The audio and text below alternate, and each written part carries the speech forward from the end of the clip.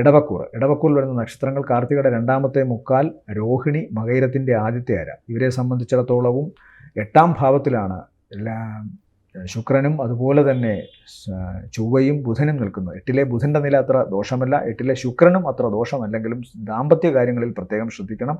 8ൽ നിൽക്കുന്ന ചൊവ്വയും പുരുഷന്മാരാണെങ്കിൽ സ്വന്തം ആരോഗ്യത്തിൻ്റെ കാര്യത്തിൽ, സ്ത്രീകളാണെങ്കിൽ ദാമ്പത്യ ജീവിതത്തിൽ ഏതെങ്കിലും കല്ലുകടി ഉണ്ടാകുന്നതിലുമൊക്കെ നിമിത്തമാകാനുള്ള സാധ്യതയുണ്ട്. ഒപ്പം ചന്ദ്രൻ 4ലും അതുപോലെ 5ലുമാണ് 28 മുതൽ 1-ാം തീയതി ഉച്ചവരെ സഞ്ചരിക്കുന്നത്. 4ലെയും 5ലെയും സഞ്ചാരം അത്ര ഗുണകരമല്ല എന്ന് ആചാര്യന്മാർ പറയുന്നുണ്ട്. അതുകൊണ്ട് മാതാവിനോ കുടുംബത്തിലോ ചെറിയ അസ്വാരസ്യങ്ങൾ ഉണ്ടാകാം. ചൊവ്വയുടെ നില കൂടെ ചേർത്ത് ചിന്തിക്കണം.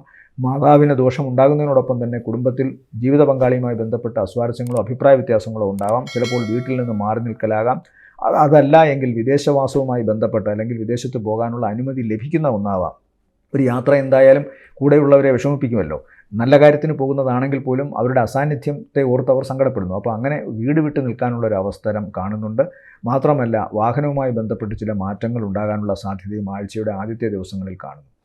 ആഴ്ചയുടെ പ്രത്യേകിച്ചും ചൊവ്വാഴ്ച മുതൽ ഇവർക്ക് തങ്ങളുടെ കടബാധ്യതയിൽ ഒരു മാറ്റം വരുന്നുണ്ട്. ശത്രു പോലും മിത്രമായി വരുന്ന അവസ്ഥ കാണുന്നുണ്ട്. സാമ്പത്തികമായ നേട്ടം, മുടങ്ങിക്കിടന്ന ജോലികൾ വീണ്ടും പൂർവാധികം ഭംഗിയായി മുന്നോട്ട് പോകാനുള്ള അവസ്ഥ, അതുപോലെ തന്നെ ഉദരസംബന്ധമായ രോഗമോ പ്രശ്നങ്ങളോ ഉണ്ടെങ്കിൽ അതിനൊരാശ്വാസം, ഇതെല്ലാം വരുന്നതാണ്. പൊതുവേ ആഴ്ചയുടെ അവസാന ദിവസങ്ങളിൽ 5 ദിവസങ്ങളിൽ സാമ്പത്തിക നേട്ടം, രോഗങ്ങളിൽ നിന്ന് മുക്തി, കടബാധ്യതയിൽ നിന്ന് മോചനം, യാത്ര കൊണ്ട് ഗുണം, ഇതെല്ലാം കാണും. ഇവരെ സംബന്ധിച്ചിടത്തോളം ഈ ആഴ്ചയിലെ നല്ല ദിവസങ്ങളെന്ന് പറയുന്നത് 1, 2, 3 ഗുണമുള്ള ദിവസങ്ങളാണ്. പ്രത്യേകിച്ചും 1 ഉച്ചയ്ക്ക് ശേഷം മുതൽ.